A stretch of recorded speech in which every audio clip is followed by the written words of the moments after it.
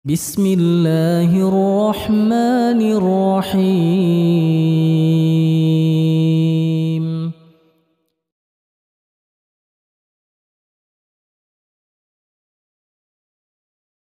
Assalamualaikum warahmatullahi wabarakatuh. Alhamdulillah, segala puji bagi Allah.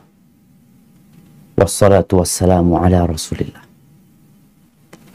Salat dan salam semoga tercurah untuk utusan Allah baginda Nabi kita Muhammad alaihi salatu wassalam, untuk keluarga beliau, untuk para sahabat beliau dan orang-orang yang mencintai beliau. Amma ba'd. Jamaah rahimakumullah.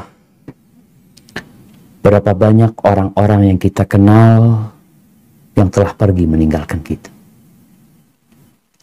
Berapa banyak orang-orang yang kita cintai yang pergi tanpa pamit dan tidak pernah kembali. Kita yang sedang menikmati hidup ini sejatinya akan berpisah dan bergabung dengan mereka. Jabatan yang sedang didudukinya, kekuasaan yang dimiliki, kesuksesan yang diraih, popularitas yang menyebabkan dia dikenal oleh semua manusia mungkin di Indonesia ini, akan tinggal cerita. Rasulullah Sallallahu Alaihi Wasallam dalam hadis Aisyah radhiyallahu anha bercerita, "Kana Rasulullah SAW kullama kana lailataha min Rasulullah Sallallahu Alaihi Wasallam." Nabi alaihi salatu wassalam setiap kali bermalam di tempatnya Aisyah, biasanya beliau di akhir malam itu keluar dari rumah. Padahal kita tahu Aisyah radhiyallahu anha adalah istri Nabi yang paling Nabi cinta. Tapi di akhir malam beliau menyempatkan diri keluar dari rumahnya Aisyah. Kemana? Kemana beliau pergi? Ilal Baqi, menuju ke Baqi, ke pemakaman yang berada di kota Madinah. Lalu beliau berkata, "Assalamualaikum dara qaumin mu'minin." Beliau mengucapkan Assalamualaikum, wahai negeri orang-orang yang beriman. Wa atakum ma tu'adun, telah datang kepada kalian apa yang dijanjikan kepada kalian. Kita ini sering mendengar tentang kematian, tentang dahsyatnya kematian, tentang kehidupan setelah kematian. Tapi sebagian kita itu lalai, lengah. Maka Nabi mengatakan kepada mereka, telah datang kepada kalian apa yang dijanjikan kepada kalian. Nikmat kubur, azab kubur. Ghadan muajjalun, besok ya ditunda. Artinya ada orang-orang yang belum mati. Wa inna insyaallah bikum lahiqun, dan kami insyaallah akan bergabung dengan kalian. Allahumma ighfir li ahli baqi'il qarn. Lalu beliau mengatakan, ya Allah ampuni buat orang-orang yang mati di Baqi. Hadis rawahu Muslim. Ahibati fillah, ish ma syi'ta fa innaka mayyitun. Jibril alaihi salam berpesan kepada Nabi kita Muhammad alaihi salatu wasallam mengatakan, hiduplah semaumu. Silakan hidup, engkau hidup semaumu. Mau ikut aturan, mau gak ikut aturan, mau bersenang-senang saja, mau beramal soleh, mau berlelah riah untuk menggapai ridha Allah, atau engkau mau tidak peduli. Ishma syi'ta fa innaka mayyitun. Engkau pasti mati. Sebuah kepastian dan keniscayaan yang tidak bisa manusia lari darinya. Sekuat apapun orang ini, secara ekonomi, secara kekuasaan, secara popularitas, mati.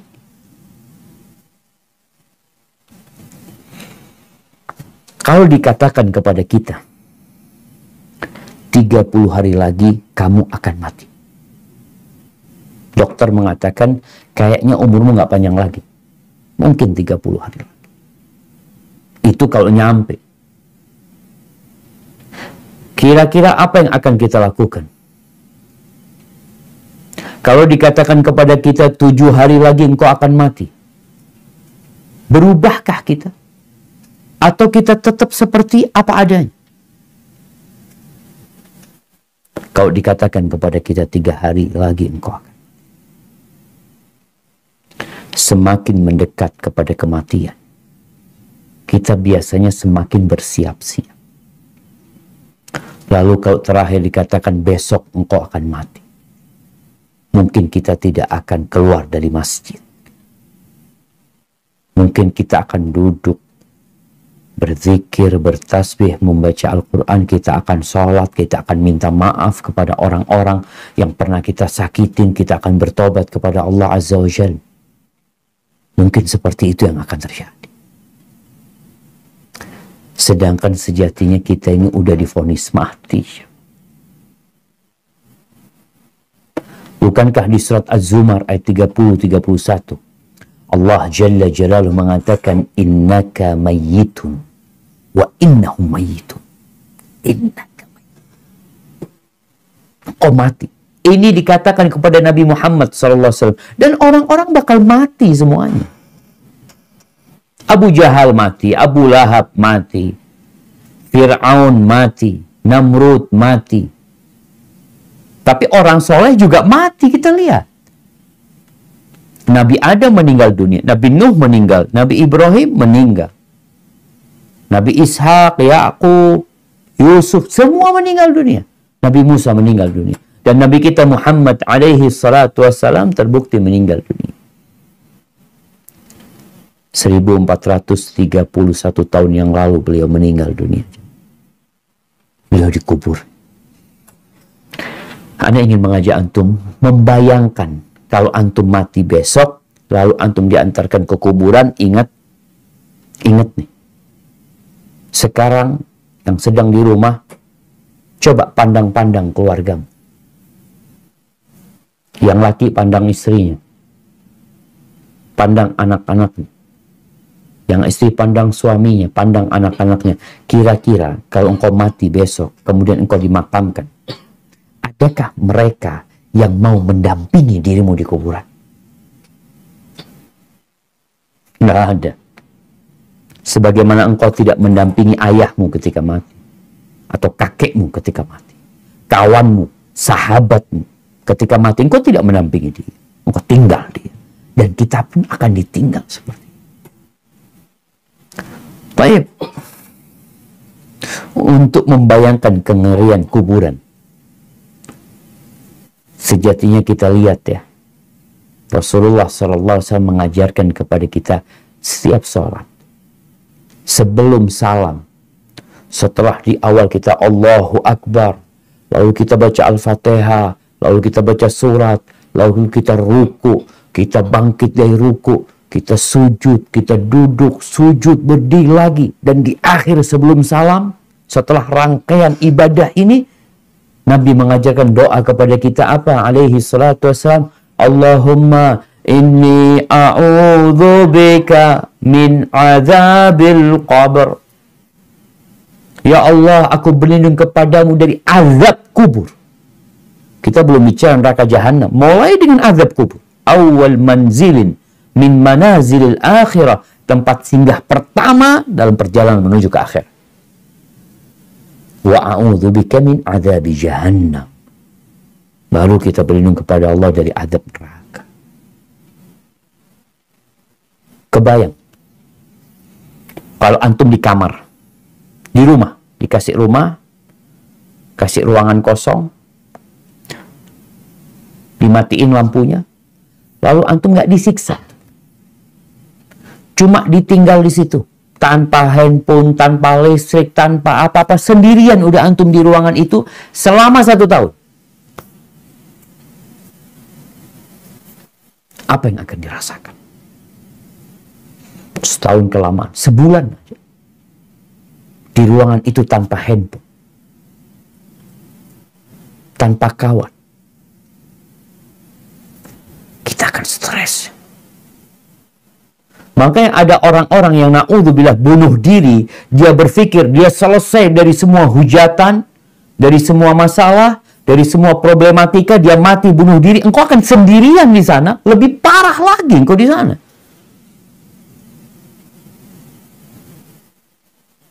Datang keluargamu ke kuburan, ngantarkan engkau, ditinggal di sana di kuburan. Bukan sehari. Bukan 2 hari engkau sendirian di sana. Bukan 3 hari, bukan sepekan, bukan setahun. Ratusan tahun mungkin di sana. Bayangkan Fir'aun ribuan tahun di kuburan. Di alam barzakh sendirian. Kecuali orang-orang yang punya amal soleh. Dan ini yang perlu dibicarakan. Kalau engkau dikatakan besok mati, engkau bawa apa ke kuburan sana? Apa amalan yang sudah engkau kerjakan? Tatkala engkau menimbang antara dosa-dosa yang dikerjakan dengan amal soleh, lebih banyak dosa? Enggak mungkin. Mungkin lebih banyak. Atau waktu kita sepanjang hidup ternyata lebih banyak untuk mencari dunia yang kita tahu nggak dibawa mati. Orang itu kepingin rumah yang luas. Orang itu pengen punya rumah gitu juga, milik dia. Tapi terkadang ada yang mati nggak punya rumah. Mati di rumah kontrakan dia. Mati nggak punya mobil. Tapi dia mati membawa amal soleh. Bisa jadi orang yang rumahnya luas di dunia, mati, dia berada di tempat sempit, yang sesempit-sempitnya setelah keluasan dunia. Ahibati fillah, orang-orang yang meninggal dunia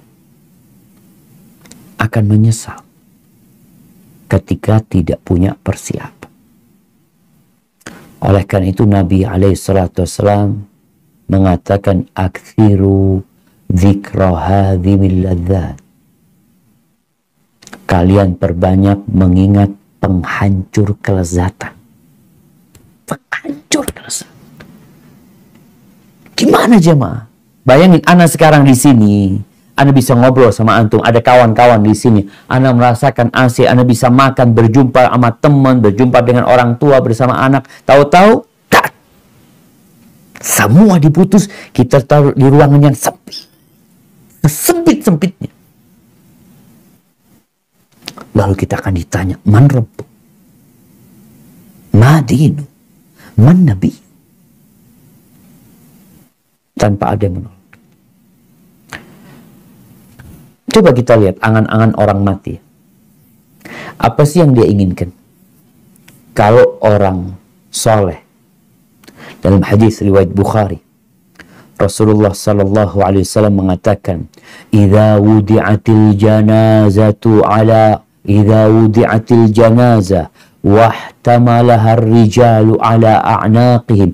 Apabila jenazah itu telah diletakkan di keranda, kemudian dibawa oleh laki-laki di atas pundak mereka, fa in kanat salihatan qalat qaddimuni. Kalau dia orang soleh, maka dia akan mengatakan, segerakan aku.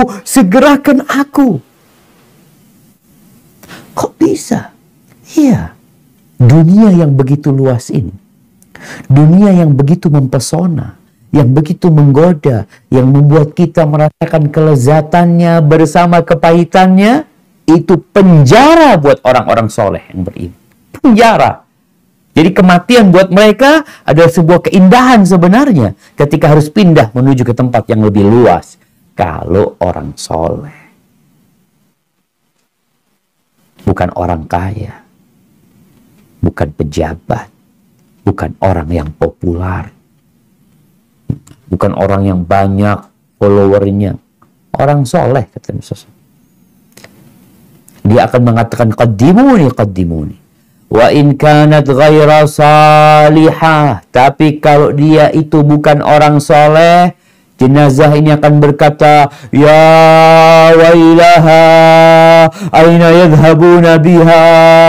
Celaka ini, mau dibawa kemana ini? Dikeluarkan dari rumah. Maka lihatlah. Apa yang dibawa tuh orang-orang mati? Kekayaannya 10 miliar. Yang kaya raya kita bilang. Ini orang kaya raya. Nggak ada yang dibawa. Sama dengan orang yang nggak punya apa-apa. Orang punya uang 1 miliar sama orang punya uang 1 juta. Sama matinya. Dibungkus kafan. Dibawa ke sana. Kuburannya sama. Enggak usah lebih luas. Nggak ada. Kuburannya sama. Walaupun tanahnya luas. Tetap satu petak itu tempat dia. Tempat badannya dia. Tinggal dia orang soleh atau tidak. Kalau orang soleh, maka dia akan teriak, mengatakan segerakan. Tapi kalau dia nggak soleh, ya tadi kita bicarakan. Antum kalau di penjara, lihat ya kadangkala kalau ada sidang, vonis dibacakan, divonis 20 tahun, langsung menangis. 20 tahun. Cuma 20 tahun itu. Bayangin orang yang mati 1000 tahun yang lalu sampai sekarang di kuburan di tempat yang sempit itu berapa tahun? 1000 tahun dia di sana. Di penjara, subhanallah. Engkau ketemu kawan, dikasih makan, duduk, ngobrol. Makanya yang ditakutkan oleh orang yang di penjara itu kalau ditaruh di penjara sendirian. Ditutup. Nggak ada suara apa-apa. Hanya dia dengan dirinya sendiri. Dia kepingin mati, tapi dia sudah mati.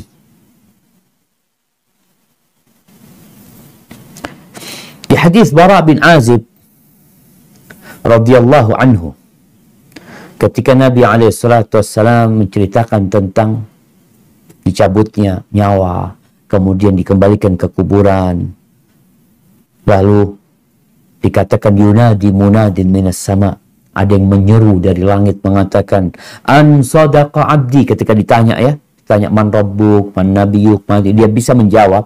Ada yang menyeru dari langit mengatakan an sadaqa abdi, benar hambaku. Ini kalau orang benar. Ditanya man rabbuk, rabbi Allah. Madinuk, Islam. Ma taqulu fi hadzal rajul alladhi bu'itha fikum, Muhammad sallallahu utusan Allah.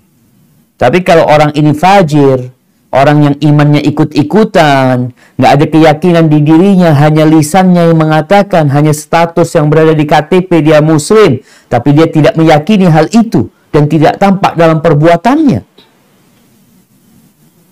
Ketika ditanya man rabbuk, madinuk, man nabiyuk, sami'tun nas yaquluna faqultu. Aku mendengar orang katanya Allah, katanya Muhammad, katanya Islam. Aku ngomong kayak gitu. Itu dipukul pakai martir jamaah sampai hancur.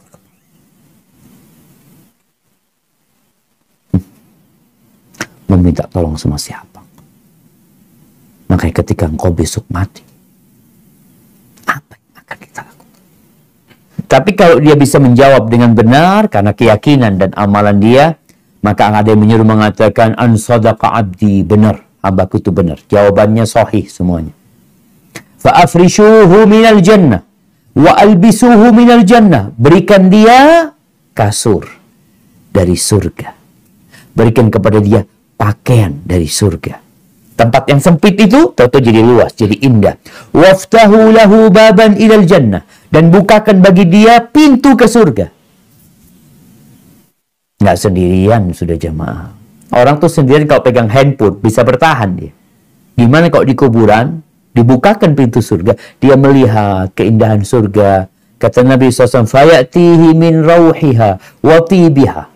Datang aromanya, wanginya kepada dia. Wa yufsah lahu fi qabrihi madda basari. Dan kuburan yang sempit itu diluaskan di alam barzakh sana buat dia sepanjang mata dia memandang. Dia tidak terkurung lagi. Lalu manusia ini kan tetap kalau sendirian di rumah yang bagus, di tempat yang indah, kalau sendirian nggak nyaman dia. Manusia yang namanya insan karena dia perlu kawan. Dia makhluk sosial. Lalu datang, wa ya'tihi rajulun hasanul wajh, hasanul thiyab. Akan datang kepada dia seorang yang wajahnya indah, yang bajunya bagus, yang wangi, lalu berkata, abshir billadhi yasurruka. Bergembira dengan yang menggembirakanmu. Kemudian, hadza yaumuka alladzi kunta tu'ad. Ini hari yang kau dijanjikan. Jemaah, kita sholat, kita sedang dengar kajian dapat apa? Kita sholat dapat apa? Ramadan bentar lagi, kita puasa, kita sholat tarawih, kita baca Quran sebulan penuh, dapat apa? Fulus nggak dapat kita. Dapat capek kita, iya. Lelah kita. Kalau orang bekerja dapat duit. Makanya dunia ini dar amal, negeri untuk beramal tanpa hisab. Kita nggak dihitung di sini, nggak dikasih tuh balasan yang kau sholat 5 waktu dapat duit 100.000, enggak. Sholat ke masjid dapat duit 1 juta, enggak. Berangkat haji nggak dapat apa-apa, karena balasannya nanti. Tatkala ajal menjemput kita di tempat itu loh, kita lihat kuburan sana itu awal tempat kita akan mendapatkan balasan. Datang nih orang yang wajahnya indah, aromanya wangi, pakaiannya juga bagus. Lalu dia memberikan kabar gembira. Lalu tanya, engkau siapa? Engkau siapa? Kok wajahmu wajah yang penuh dengan kebaikan gitu loh. Aroma juga wangi, kata dia. Ana amaluka saleh. Aku amal saleh. Aku amal saleh. Ma'alimtuka illa kunta sari'an fi ta'atillah. Aku tidak mendapatimu kecuali orang yang bersungguh-sungguh. Segera kalau beramal soleh. Berbuat maksiat, jauh. Subhanallah. Ini orang kalau amalnya baik. Lalu dia mengatakan, Rabbi ajil qiyamas sa. Ya Allah, segerakan kiamat. Karena dia melihat surga itu. Dan ditampakkan kepada neraka. Kalau engkau nggak beramal soleh, ini tempatmu. Sehingga dia semakin gembira. Tatkala dia minta didirikan kiamat, dia mengkaima arji ila ahli wa amali, supaya aku bisa ketemu sama keluarga aku lagi.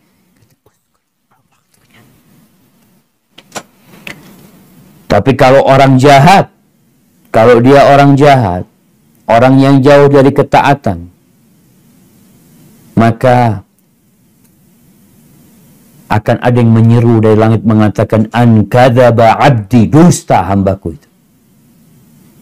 Fa'afrishuhu minan nar, berikan karpet kasur dari neraka buat dia di kuburan. Mungkin kita melihat kuburannya nggak ada apa-apa, Ustaz, semuanya sama. Enggak. Alam barzakh itu alam yang luas. Dikasih kasur dari neraka, dikasih pakaian dari neraka, dan dibukakan pintu ke neraka. Lalu datang orang. Ini jamaah. Sebagian orang memperolok-olok neraka. Memperolok-olok azab kubur.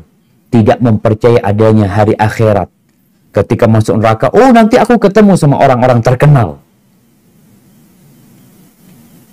Ketika itu engkau hanya akan ingat sama dirimu sendiri. Kiranya kalau orang ini dibakar tangannya, lalu datang orang terkenal, dia akan peduli sama orang terkenal itu. Kalau datang kepada wanita yang cantik, yang dia sukai, dalam kondisi tangannya dibakar, dimasak, dia akan melihat kepada perempuan tersebut. Kalla wallahi. Dia akan sibuk dengan tangannya yang dibakar. Bagaimana kalau tangannya dibakar, kakinya dipotong-potong, matanya dicongket. Lalu berpikir ketemu dengan orang-orang terkenal nanti di neraka. Rasakan di dunia aja engkau. Makanya semua orang kan sibuk dengan urusannya masing-masing. Sehingga orang ini akan dibukakan pintu neraka. Lalu setelah itu datang orang yang busuk aromanya, buruk rupanya, menjijikkan. Lalu orang yang mengatakan, engkau siapa engkau? Wajahmu wajah yang datang dengan keburukan, aromamu busuk, kata dia. Aku amal buruk. Aku amal buruk. Haibati fillah. Kita mau sedang membuat kawan kita. Sedang membuat kuburan kita sendiri dengan amal kita. Tentunya dengan taufik dari Allah Azza wa Jalla. Maka banyak balak yang beramal soleh. Di antara yang diinginkan orang mati itu bersedekah. Kenapa kok sedekah? Kita capek cari fulus lalu ditinggal. Ini orang pintar apa enggak? Punya rumah seluas 1 hektar. Dia punya mobil, punya perusahaan, mati ditinggal semua. Engkau bener nggak engkau manusia cerdas? Katanya engkau doktor. Kok ditinggal semuanya itu? Ya, orang yang cerdas adalah orang yang membawa hasil kerja dia ke kuburan.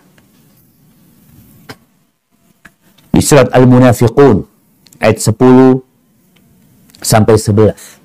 Allah Azza wa Jalla mengatakan, "Wa anfiqu mimma razaqnakum min qabli an ya'tiya ahadakumul maut."